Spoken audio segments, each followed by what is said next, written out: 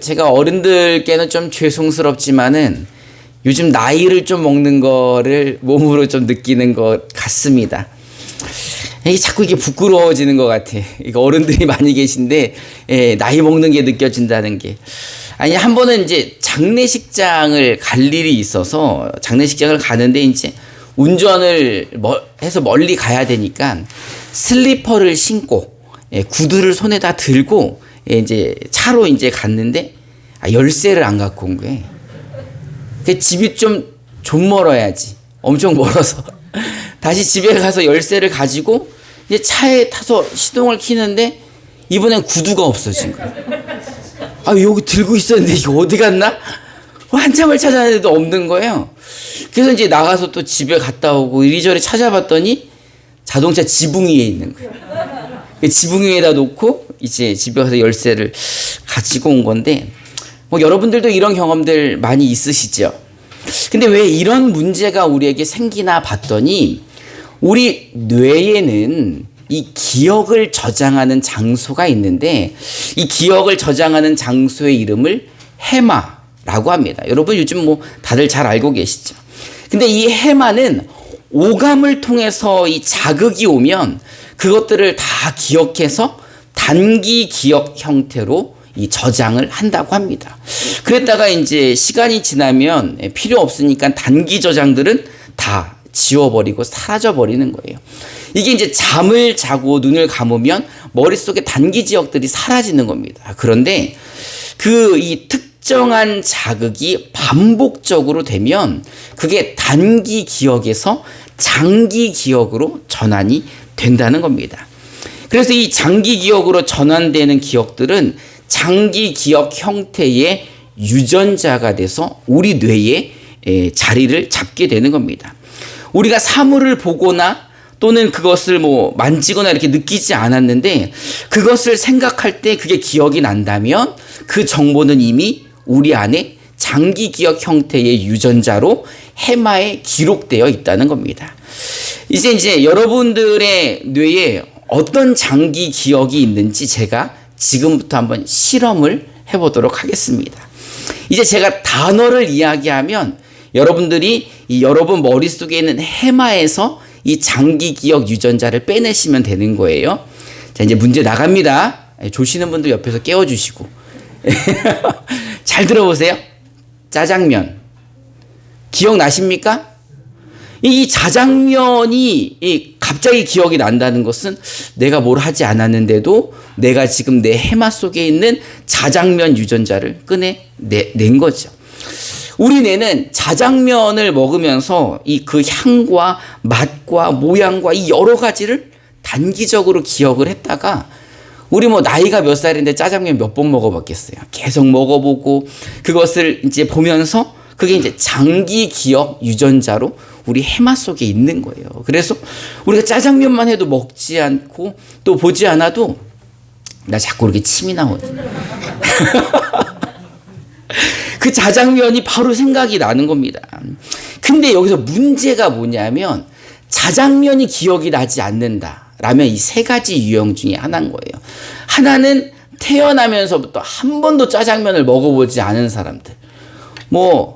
여기는 없겠지만은 애기들은 그럴 수 있지 않겠어요? 한 번도 안 먹어봤다면은 본 적도 없고 먹어보지도 않았으니까 모르는 게 당연하죠. 두 번째는 치매가 시작됐다는 거예요. 치매가 시작됐으니 자장면을 기억하지 못하는 겁니다. 이 해마에 문제가 생기면 기억이 깜빡깜빡 들어왔다 나갔다 하다가 해마가 고장나는 순간, 해마가 망가지는 순간 알츠하이머성 치매에 걸린다는 겁니다. 근데 이제 치매가 아니라면 세 번째 문제인 거죠. 이분은 해마를 가끔 집에 두고 오시는 분들 또는 해마가 자꾸 집을 나가시는 분들인 거죠. 이거 유머인데 아무도 안 웃으시네. 너무 다큐로 받아들이시는 거 아니에요? 가끔 정신이 나갔네, 정신을 집에 두고 왔네, 이런 이야기 하잖아요. 우리 옆에 분들하고 한번 인사해 봅시다. 해마 잘 있으십니까? 오늘 본문에는요, 눈앞에 엄청나게 큰 상황이 벌어져서 이 해마가 외출한 사람들이 등장을 합니다. 오늘 등장하는 인물들은 예수님의 제자들입니다. 제자들이 누군지는 잘 모르지만 예수님과 한 배에 타서 큰 광풍을 만난 제자들의 이야기입니다. 마가복음 4장 35절부터 37절을 우리말 성경으로 한번 읽어봅시다. 시작.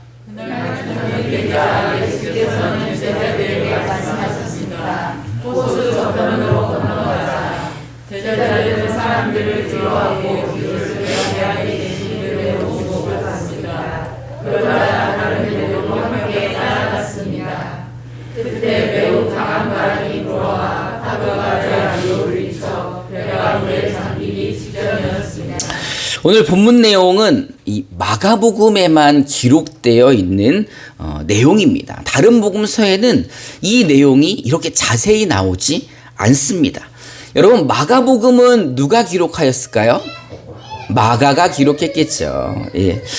이 마가의 히브리식 본명은 요한입니다. 그리고 마가는 로마식 이름인 거예요. 로마식으로 이 사람의 이름은 마가이고 히브리식으로 하면 요한인 것입니다.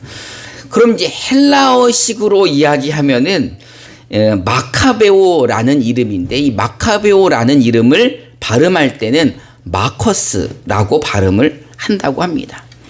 이 당시 이스라엘이 이렇게 힘들었던 거예요. 로마의 지배를 받고 있으면서 자기들은 히브리 사람들이지만 또 로마 이전에 헬라의 영향을 받아서 헬라에 쓰는 것은 헬라어로 또 영향은 로마에 받고 자기들의 본명은 히브리어고 이래서 이름들이 여러 가지인 거죠. 마가라는 이름의 뜻은 여호와는 은혜로우시다라는 뜻입니다. 가끔 이 마가를 마가 요한이라고 기록하기도 하는데 그것은 이 히브리식과 로마식을 함께 병용해서 쓰면서 그 사람의 신분을 나타낼 때 그렇게 사용을 합니다. 여러분, 마가 하면은 제일 많이 떠오르는 게 뭐죠?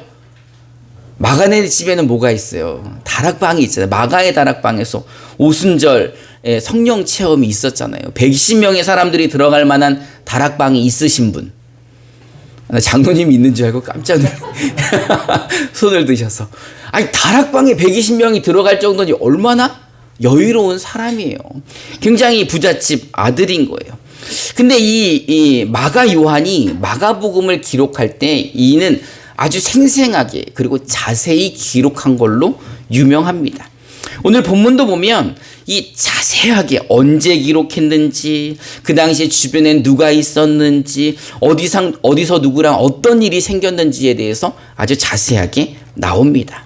우리가 읽었던 본문 35절의 그날 저물 때에라는 것은 예수님께서 갈릴리 바닷가에서 많은 사람들을 가르치시고 난 후에 일을 말하는 겁니다.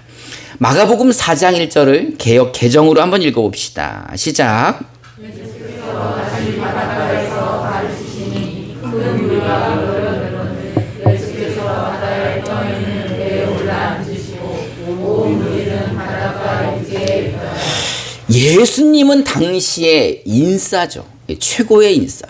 왜요? 예수님을 만나면 일단 그동안 닫혀있던 하나님의 말씀들이 하는데 당시 바리새인이나 사두개인이나 그들의 이야기와 다르게 예수님의 말씀은 정말 하나님의 말씀과 같았었죠. 뿐만 아니라 예수님을 만나면 어떤 일들이 일어납니까? 병 고침이 귀신이 쫓겨나가고 이적과 기적이 일어나니 이 당시 2000년 전에 사람들이 예수님을 만나고 싶어서 예수님이 있는 곳은 다 모여든 거예요. 그러니 예수님이 갈릴리 어디 바닷가에 있더라 하니까는 많은 무리들이 예수님께 온 거죠. 그러면 여러분, 내가 병이 있다면 예수님을 만났을 때 뭐 하고 싶어요? 그런 소문 있잖아요. 만지기만 했는데도 병이 났다고. 그러니 막 사람들이 예수님을 만지고 싶어서, 예수님께 가까이 가고 싶어서 자꾸 예수님을 어디로 몰아요? 바다로 모는 거죠. 그러니 예수님이 배 위에 앉으셔서 이 말씀을 하신 거예요. 배 위에 앉으시니 사람들이 바닷가에 다 있을 거 아니에요. 예수님을 만지거나 가까이 오지는 못하고. 그래서 물 위에 떠 있는 배 위에서 하루 종일 그들을 말씀으로 또 비유로 그들을 가르치셨습니다. 이렇게 하루 종일 비유로 그들을 가르치고 난 후 날이 저물자 제자들에게 이야기를 한 거예요. 이거를 마가가 아주 자세하게 기록을 한 겁니다. 이 36절에 보면 조금 더 자세한 상황을 표현하고 있습니다. 마가복음 4장 36절을 우리말 성경으로 한번 읽어봅시다. 시작. 제자들은 사람들을 뒤로하고 예수를 배 안에 계신 그대로 모시고 갔습니다. 그러자 다른 배들도 함께 따라갔습니다. 굉장히 상황이 구체적이죠. 바닷가에 사람들은 그냥 남겨진 거예요. 그래서 그냥 예수님이 배 안에 계신 그대로 뱃머리를 돌려서 건너편으로 간 거고, 그 뒤로 사람들은 바닷가에 그냥 있고, 그것을 본 어떤 사람들은 배를 타고라도 예수님을 따라가고 있는 상황인 것입니다.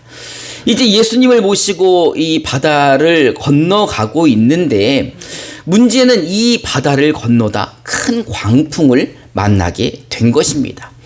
여러분, 갈릴리는 호수입니까? 바다입니까? 호수도 맞고 바다도 맞고. 제가 갈릴리 바다 사진을 한번 준비해 봤습니다. 이 규모가요, 그냥 호수라고 하기에는 너무나 큰 곳입니다. 갈릴리 호수의 크기는 남북으로 21km, 동서로는 12km입니다. 이 갈릴리 호수는요, 지중해 수면보다 그 해수면보다 210m 아래에 있는 겁니다. 제가 지도를 하나 더 준비를 했는데, 이게 보시면은 저 옆이 지중해의 해수면이에요. 바닷물이 저렇게 높이 있는데 이 갈릴리 호수는 210m나 아래쪽에 있는 겁니다. 갈릴리 호수 중에 깊은 곳은요 49m나 된다고 합니다. 여러분, 우리나라 서해바다도 49m 되는데 많지 않잖아요. 굉장히 깊은 바다인 거죠. 근데 이 해수면보다 낮은 이 갈릴리 호수 북쪽에는 헤르몬 산이라는 산이 있는데 2814m나 되는 산이 있는 거예요. 그러니 그 높은 산에서부터 한 번 더 클릭을 하면 바람이 슝 하고 내려오는 거죠. 그럼 그 높은 데서부터 바람이 내려오다가 갈릴리 호수와 만나면 차가운 공기와 또 따뜻한 해수면이 만나서 뭐 안개가 끼기도 하고 광풍, 진짜 미친 것 같은 바람이 일어나기도 하는 겁니다. 그래서 암암리의 이 갈릴리 지역 사람들은 밤에는 배 띄우지 마라, 이런 이야기가 있어요. 왜냐하면 그 광풍 때문에 사람들이 많은 피해를 받거든요. 게다가 지금 몇 년 전입니까? 2000년 전이잖아요. 뭐 지금 2022년이니까 2000년 전이라 말하기도 뭐할 정도로 아주 오래됐는데, 이 당시 배를 얼마나 잘 만들었을까요? 그리고 고기잡이 배가 얼마나 변변찮았겠습니까? 그런데 그런 배가 광풍을 만나면 그냥 뭐 죽었다고 봐야죠. 지금 본문의 상황이 그렇습니다. 예수님의 제자들은 예수님 말씀대로 배를 띄워서 이 건너편으로 가는 중에 광풍을 만나 배 안에 물이 차서 죽을 상황인 거죠. 예수님의 제자들 중에 어부들이 있었죠. 어부들이 있으면 이 상황을 슬기롭게 헤쳐나갈 수 있죠. 그럼 어부들은 바다에서 안 죽게요? 아니, 아무리 그래도 이게 속수무책인 거예요. 미친 큰 바람 앞에서 그 작은 배를 가지고는 어떻게 견딜 수가 없는 거죠. 이들은 정신없이 물을 퍼냈겠죠. 하지만 더 이상 물을 퍼낼 수가 없어. 배가 가라앉게 되었을 때 그 중에 한 제자가 집 나갔던 해마를 찾습니다. 집 나갔던 해마 속에 있었던 누구의 기억을 소환해냅니까? 예수님이 이 배에 타고 있었지. 그래서 이 예수님을 찾았더니 예수님이 어디 계십니까? 배에서 주무시고 계신 거예요. 마가복음 4장 38절을 우리말 성경으로 한번 읽어봅시다. 시작.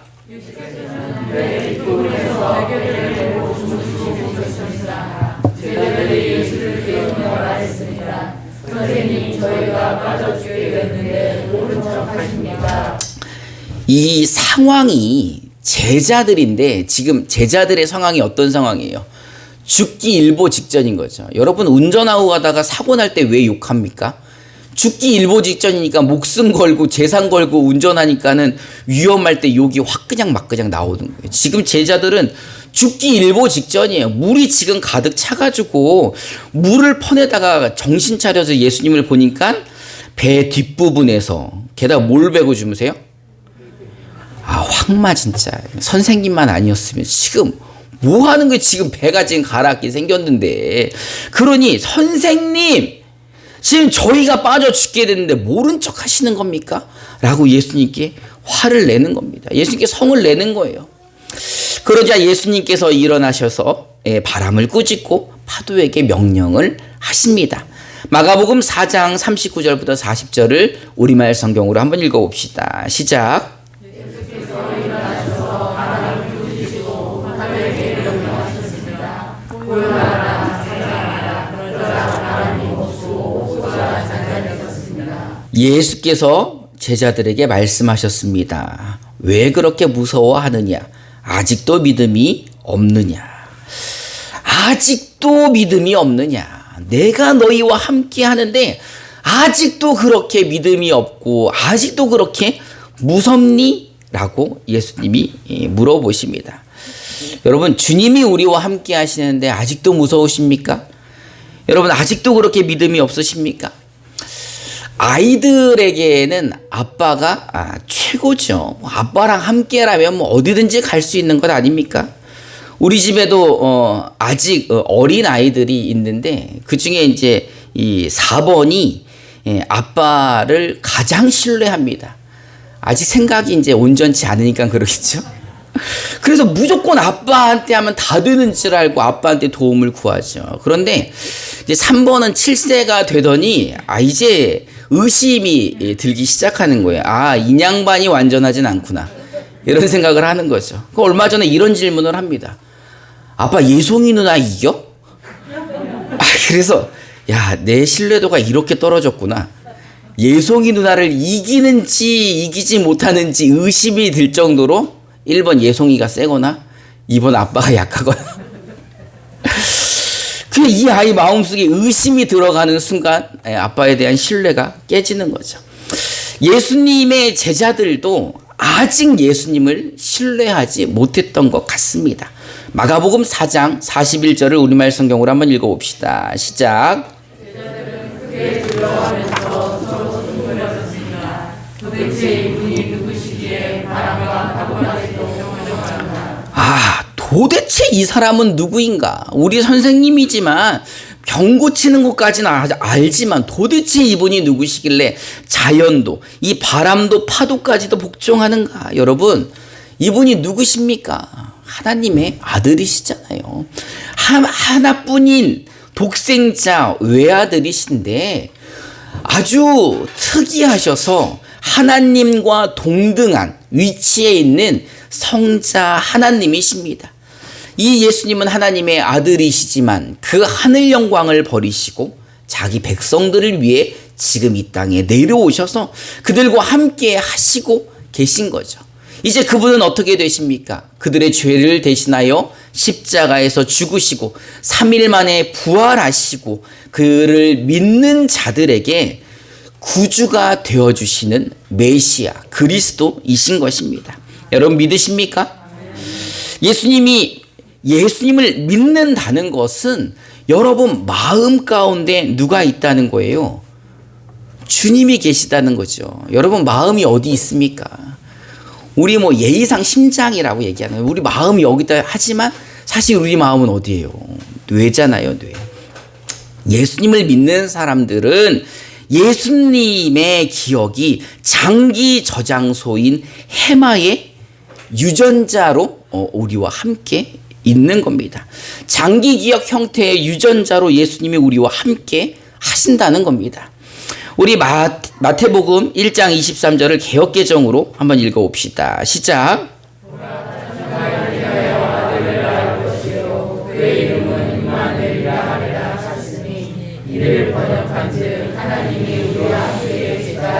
아멘. 여러분 임마누엘의 주님이 지금 우리와 함께 계십니다. 우리 가운데 함께 계시며 그 영이 우리의 주인이 되어주신 것입니다. 믿으십니까? 지금 예수님이 명령하십니다. 제자들에게 호수 건너편으로 가자. 제자들은 이 예수님의 말씀에 순종하였지만 곧 광풍이 불자 그들 앞에 큰 상황이 벌어지자 그들은 모두 주님을 잊고 두려워 떨고 있었던 것입니다. 여러분, 세상에는 수많은 광풍들이 있습니다. 그리고 우리는 항상 그 광풍에 노출되어 있는 연약한 사람들입니다. 그러나 이 땅을 사는 연약한 우리들이 잊지 말아야 할 것이 있습니다. 반드시 우리가 기억해야 할 것은 우리 구주 예수 그리스도께서 임마누엘의 그 하나님이 우리와 함께 계시다는 것입니다. 할렐루야. 믿으십니까? 여러분, 주님이 우리와 함께 계심을 기억하시기 바랍니다. 아무리 급해도 아무리 바빠도 여러분 먼저 주님을 기억하시기 바랍니다.